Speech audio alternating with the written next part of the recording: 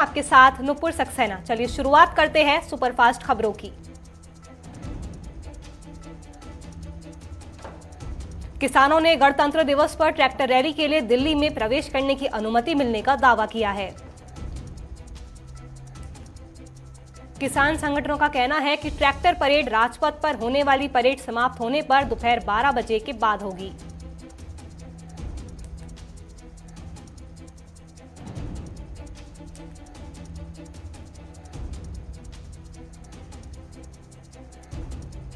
किसानों को परेड की इजाजत देने पर दिल्ली पुलिस ने कहा है कि किसानों को सेंट्रल दिल्ली में ट्रैक्टर परेड की इजाजत नहीं है।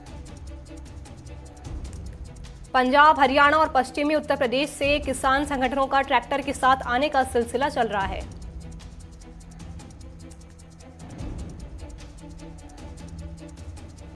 कृषि कानूनों के खिलाफ प्रदर्शन कर रहे किसानों के आंदोलन का 60वां दिन है। किसान कृषि कानूनों को रद्द करने की मांग पर अभी भी अड़े हुए हैं। पंजाब के पटियाला में चल रही फिल्म गुड लुक जेरी की शूटिंग किसानों ने रुकवा दी। किसानों ने कहा कि कृषि कानून की वापसी तक पंजाब में किसी फिल्म की शूटिंग नहीं होने देंगे। किसानों का कहना है कि अभी तक इंडस्ट्री के किसी भी व्यक्ति ने किसानों के हक में कोई भी बात नहीं की है। एलएसी पर भारत और चीन के बीच जारी तनाव पर आज दोनों देशों के कोर कमांडरों के बीच 9वें दौर की बातचीत हो रही है।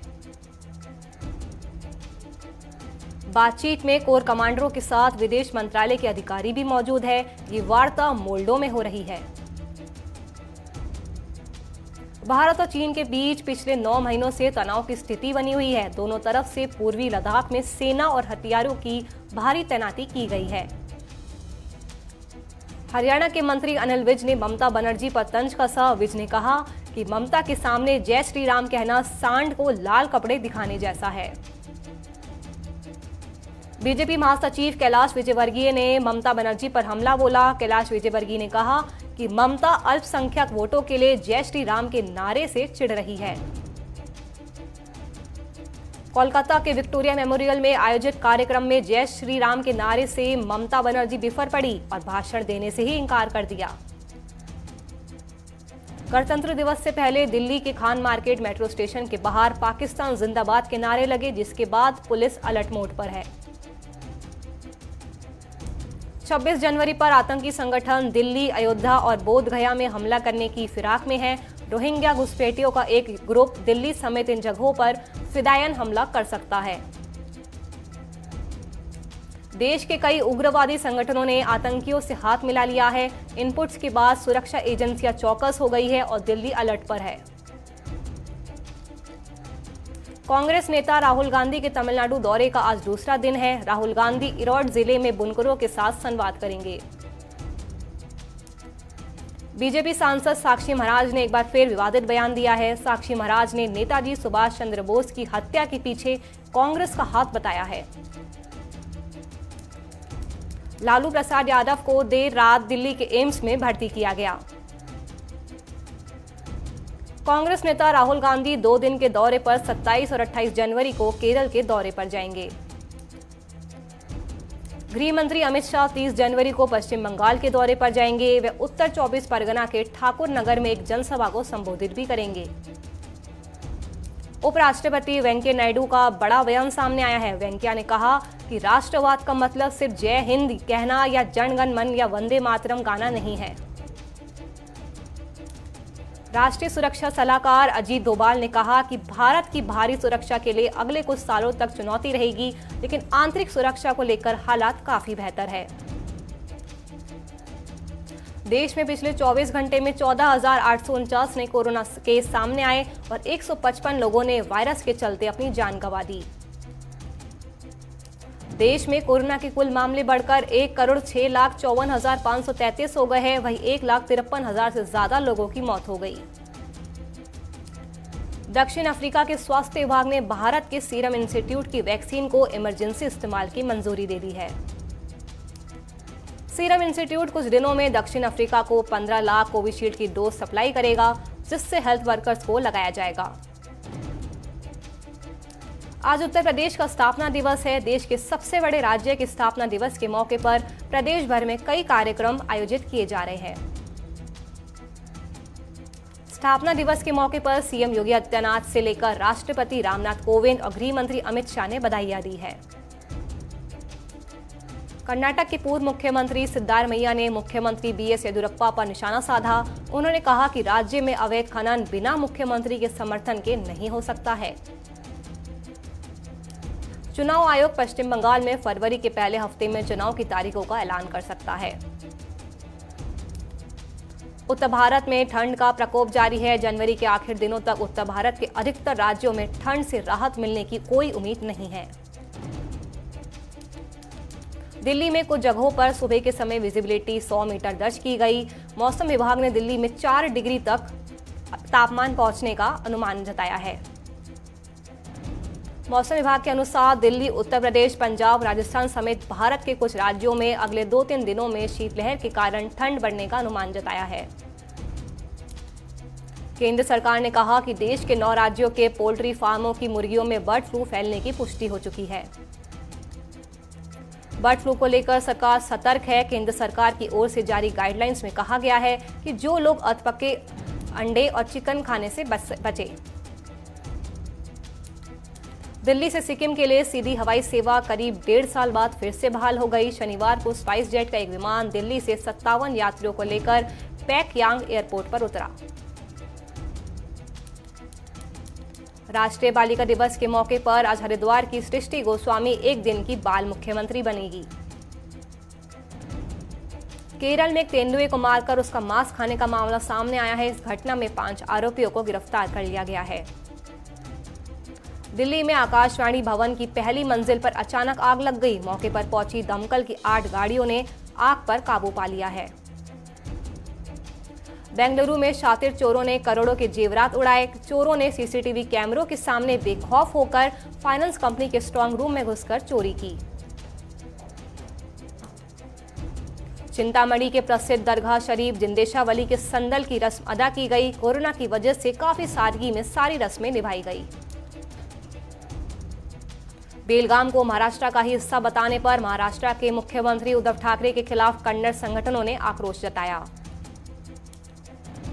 कोलेगाल में विकास कामों का भूमि पूजन करते हुए विधायक एन महेश ने ठेकेदारों को चेतावनी दी है। उन्होंने कहा कि अगर कोई ठेकेदार खराब क्वालिटी में काम करेगा तो उसको पेमेंट नहीं दी जाएगी। बेंगलुरु में डॉक्टर अब्दुल सुभान ने घोषणा की है कि इंडियन वुमेन पार्टी में महिलाओं को पहला मौका दिया जाएगा। राजस्थान के सरदार शहर में बस स्टैंड के पास बाइक सवार 3 बदमाश स्कूटी पर सवार एक व्यक्ति से बंदूक की नोक पर 16 लाख रुपए का सोना लूटकर फरार हो गए। करौली के अस्पताल में इलाज के दौरान प्रसूता की मौत हो गई, जिसके बाद परिजनों ने डॉक्टर पर लापरवाही का आरोप लगाते हुए अस्पताल में जमकर हंगामा काटा। झाझावाड़ में राज्य मंत्री अशोक चांदना ने एम्बुलेंस को हरी झंडी दिखाई। पहले एम्बुलेंस ना होने के चलते मरीजों को काफी परेशानियों का सामना करना पड़ता था। धौलपुर के वार्ड नंबर 37 में स्वच्छता अभियान चलाया गया। पार्षद प्रतिनिधि जीतू कसाना ने जगह जगह जाकर गंदगी के ढेर को साफ भी किया। भारतीय किसान यूनियन के बैनर तले किसानों ने तहसीलदार को ज्ञापन सौंपा और देश में चलने वाली सभी पैसेंजर गाड़ियों को तत्काल शुरू कराने की मांग भी की। तारानगर में कानून व्यवस्था और शांति बनाए रखने के लिए आरएसी की कंपनी के साथ पुलिस ने फ्लैग मार्च किया। ये मार्च थाना परिसर से रवाना होकर कस्बे के मुख्य मार्गों से होकर गुजरा। करौली से गुमशुदा हुई किशोरी का 1 महीने बाद भी कोई सुराग नहीं मिलने से नाराज परिजन उपखंड कार्यालय के सामने धरने पर बैठ गए। उस दौरान परिजनों ने पुलिस प्रशासन पर लापरवाही के आरोप लगाए हैं। जोधपुर पुलिस ने अलग अलग टीमें बनाकर जेल में सर्च अभियान चलाया। इस दौरान पुलिस को चार्जर, बैटरी और ईयरफोन मिले हैं। जालोर के गांव में किसान की कुएं में गिरने से अकाल मौत हो गई। सूचना पर पुलिस के आला अधिकारी पहुंच गए हैं। ग्रेटर नोएडा में अवैध खनन करते हुए 3 खनन माफियों को पुलिस ने गिरफ्तार किया है। साथ ही पुलिस को उनके पास से एक कार समेत एक अवैध पिस्टल भी मिली है। किशनगंज के गांव में युवक ने खुदकुशी कर ली, जिसके बाद इलाके में सनसनी फैल गई। राजनांद में विश्व हिंदू परिषद बजरंग दल नगर इकाई ने तांडव फिल्म के विरोध में निर्माता, निर्देशक और कलाकारों का पुतला फूका। देहरादून में गणतंत्र दिवस को लेकर परेड मैदान में सुबह 10:30 बजे राज्यपाल ध्वजारोहण करेगी। इससे पहले सुबह 9:30 बजे तक सभी कार्यालयों, सचिवालय, विधानसभा भवन में संबंधित प्रभारी ध्वजारोहण करेंगे। झारखंड में जिला दंडाधिकारी मंजुनाथ की अध्यक्षता में एक दिवसीय कार्यशाला का आयोजन किया गया। इस दौरान उपायुक्त द्वारा योजना के सफल संचालन को लेकर जानकारी दी गई। पटना में जेएपी कार्यकर्ताओं को पुलिस ने हिरासत में लिया है। दरअसल वो सब पप्पू यादव के नेतृत्व में राजभवन मार्च कर रहे थे। 25 सितंबर 2020 को बीएसएफ जवान से हुई अभद्रता के मामले में 5 दरोगा और 5 सिपाहियों पर मुकदमा दर्ज कर कार्रवाई का आदेश दिया गया है। नेताजी सुभाष चंद्र बोस की जयंती पर कन्नौज में राम का सेवा समिति की ओर से रक्तदान शिविर का आयोजन किया गया, जिसमें दर्जनों लोगों ने रक्तदान किया। सोनभद्र में घरेलू हिंसा और अपराध से पीड़ित महिलाओं के लिए महिला एसआई शिवानी मिश्रा ने वन स्टॉप सेंटर का उद्घाटन किया। गरियाबंद की नगर पंचायत छोरा में स्वर्गीय पत्रकार उमेश राजपूत की पुण्यतिथि मनाई गई। स्थानीय पत्रकारों ने चित्र पर पुष्पांजलि अर्पित कर उन्हें श्रद्धांजलि दी। हरिद्वार में दक्षिण कालीपीठ मंदिर के पीठाधीश्वर और आचार्य महामंडलेश्वर स्वामी गिरी महाराज का तुलादान उत्सव आयोजित किया गया। कानपुर के दुर्राजपुर में आधा दर्जन बदमाशों ने युवक पर ताबड़तोड़ फायरिंग कर दी। इस दौरान युवक ने कमरे में छुपकर अपनी जान बचाई। प्रतापगढ़ में एक प्रेमी और प्रेमिका के जोड़े को पंचायत ने बंधक बनाकर जमकर पीटा, जिसका वीडियो भी सोशल मीडिया पर वायरल हो गया। अमेठी में सृजन अभियान कार्यक्रम में कांग्रेस एमएलसी दीपक सिंह शामिल हुए। साथ ही वहां पर उन्होंने योगी सरकार पर जमकर हमला बोला। मुजफ्फरनगर के ग्रामीण क्षेत्रों में किसानों ने ट्रैक्टर परेड रैली निकाली और 26 जनवरी की ट्रैक्टर परेड की झलकी बताई। महोबा में तेज रफ्तार बेकाबू ट्रक ने बाइक सवार 2 युवकों को जोरदार टक्कर मार दी, जिससे इस भीषण हादसे में 2 लोगों की मौके पर ही मौत हो गई। एसएमसी ग्लोबल के सौरभ जैन ने निवेशकों को स्टील अथॉरिटी ऑफ इंडिया के शेयरों को 65 रुपए के लक्ष्य पर खरीदने की सलाह दी है। इसमें 12% का फायदा मिल सकता है। पेट्रोल डीजल के दाम में आज भी कोई बदलाव नहीं हुआ है। पेट्रोल 85.70 और डीजल 75.88 रुपए के हिसाब से बिक रहा है। एप्पल इस साल स्लिम डिजाइन वाला मैकबुक एयर लॉन्च करेगी। कंपनी के मुताबिक ये मैकबुक ज्यादा पतला और हल्का होगा। आरबीआई मार्च से 100, 10 और 5 रुपए के पुरानी सीरीज के नोट को बंद करने की योजना बना रही है। आरबीआई के assistant general manager B Mahesh ने ये जानकारी दी है। सेबी के बाद स्टॉक एक्सचेंजों ने भी रिलायंस और फ्यूचर डील को मंजूरी दे दी है। टेस्ला ने सॉफ्टवेयर इंजीनियर पर हजारों गोपनीय फाइलें चुराने का आरोप लगाया है। आरोपी ने कहा, कंपनी पॉलिसी का पता नहीं होने के चलते डेटा ड्रॉपबॉक्स में डाला। टाटा मोटर्स ने अपनी कई पैसेंजर गाड़ियों की कीमतों में इजाफा कर दिया है। कंपनी ने पैसेंजर गाड़ियों की कीमत 26,000 रुपए तक बढ़ा दी है। देश की टॉप 10 कंपनियों में से 4 का मार्केट कैप 1.15 लाख करोड़ रुपए बढ़ा है। इसमें रिलायंस इंडस्ट्री सबसे अव्वल रहा। बिग बाजार ग्राहकों के लिए बेहद आकर्षक ऑफर लाया है। 250 रुपए के पूर्व भुगतान करने पर 3,000 रुपए की खरीदारी करने का मौका मिलेगा। डिजिटल गेम्स के बाजार ने दिसंबर 2020 में 87,000 करोड़ रुपए कमा लिए है। साल में 13,000 करोड़ रुपए की कमाई करके call of duty number 1 game बना। दुनिया में पिछले 24 घंटे में कोरोना के 5.67 लाख से ज्यादा केस सामने आए। कोरोना से 13,000 से ज्यादा लोगों की जान चली गई है। रूस में विपक्षी कार्यकर्ता नवल्नी के सामने विरोध प्रदर्शन किया गया। कई पुलिसकर्मी भी घायल हो गए। इजरायल के प्रधानमंत्री पर लगे भ्रष्टाचार के आरोपों को लेकर हजारों लोगों ने प्रधानमंत्री के खिलाफ देशव्यापी विरोध प्रदर्शन किया। इस दौरान लोगों ने उनके इस्तीफे की मांग की। अमेरिकी राष्ट्रपति बाइडेन से ब्रिटिश प्रधानमंत्री जॉनसन ने फोन पर बात की। दोनों देशों के बीच फ्री ट्रेड डील के लाभों पर चर्चा की गई। स्पेन में 24 घंटे में 20 इंच बर्फबारी हुई है। बर्फीले तूफान से 27 राज्य अलर्ट पर है। यह सप्लाई बाधित होने से 27,000 लोग अंधेरे में हैं। पाकिस्तानी एयरलाइंस को बड़ा झटका लगा है। संयुक्त राष्ट्र ने अपने कर्मचारियों के उड़ान भरने पर रोक लगा दी है। पायलटों के फर्जी लाइसेंस की आशंका के चलते संयुक्त राष्ट्र ने ये चेतावनी जारी की है। अमेरिका के मिशिगन में एक व्यक्ति ने लॉटरी में $1 अरब की धनराशि जीती है। अमेरिका में लॉटरी के इतिहास में तीसरी सबसे भारी भरकम धनराशि है। ब्रिटेन की queen Maryland university of London के विज्ञानियों ने एक ऐसे प्रोटीन की पहचान की है जो अग्राशय के कैंसर के इलाज में प्रभावी भूमिका निभा सकता है। दक्षिण अफ्रीका के स्वास्थ्य विभाग ने सीरम इंस्टीट्यूट की वैक्सीन को इमरजेंसी इस्तेमाल की मंजूरी दे दी है। सीरम इंस्टीट्यूट कुछ दिनों में दक्षिण अफ्रीका को 15 लाख कोविशील्ड की डोज सप्लाई करेगा। रूस में चल रहे प्रदर्शन को लेकर अमेरिका ने प्रदर्शनकारियों के खिलाफ रूस की कठोर रणनीति के इस्तेमाल की निंदा की है और हिरासत में लिए गए प्रदर्शनकारियों की रिहाई का आह्वान किया है।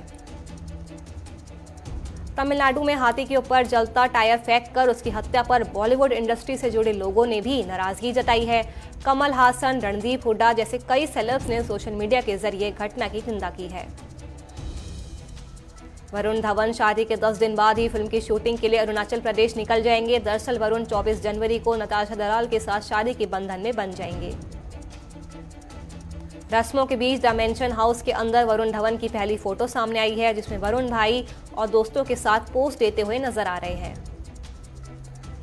डायरेक्टर रोहित शेट्टी ने सोशल मीडिया पर एक कार को हाथ से उठाते हुए 3 सेकंड की वीडियो क्लिप साझा की है, जिसके साथ शेट्टी ने कैप्शन में लिखा है कि देसी घी से मिली ताकत है। सोनाक्षी सिन्हा ने मुंबई में 4 BHK अपार्टमेंट खरीदा, जिसके लिए सोनाक्षी ने एक इंटरव्यू में कहा कि जब काम करना शुरू किया था तब से ही अपने घर का सपना देखा था। पूर्व नेशनल चैंपियन और कोच विमल कुमार ने कहा है कि लंदन ओलंपिक की ब्रॉन्ज मेडलिस्ट साइना नेहवाल अपने करियर के सबसे मुश्किल दौर से गुजर रही है और उनका वापसी करना आसान नहीं है। सिडनी टेस्ट मैच में टूटे अंगूठे से भी बल्लेबाजी करने को जडेजा तैयार थे। जडेजा ने एक इंटरव्यू में बातचीत करते हुए बताया, पेन किलर लेकर खुद को मानसिक तौर पर तैयार कर लिया था। ऑस्ट्रेलिया में ऐतिहासिक जीत को लेकर महिंद्रा कंपनी के मालिक ने ऐलान किया है कि नटराजन, सिराज, शार्दुल, सुंदर गेल और सैनी को गिफ्ट में वो थार SUV कार देंगे। टोयोटा थाईलैंड ओपन में मेंस डबल के सेमीफाइनल में सात्विक और चिराग हारे। साथ ही मिक्स डबल्स में भी अश्विनी और सात्विक की जोड़ी को हार मिली है। संजू सैमसन को कप्तान बनाए जाने पर गौतम गंभीर भड़क उठे। दरअसल गौतम गंभीर का मानना है कि राजस्थान रॉयल्स का फैसला गलत साबित होगा।